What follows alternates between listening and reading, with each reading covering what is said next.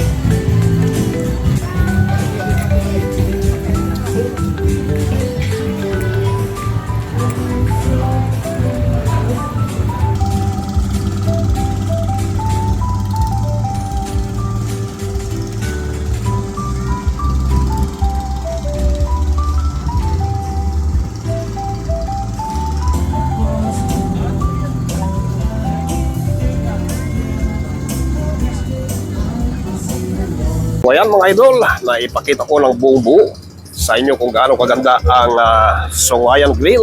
Ito lamang po siyempre sa bayan ng Bolinao, Pangasinan. At maraming salamat sa inyong panonood. At don't forget to subscribe to our YouTube channel Pro Binoy TV. At maraming salamat muli sa inyong panonood. Lagi pong subaybayan ang aking mga susunod pang video para maipakita ko po sa inyo kung gaano kaganda ang ating bansa. Bye-bye!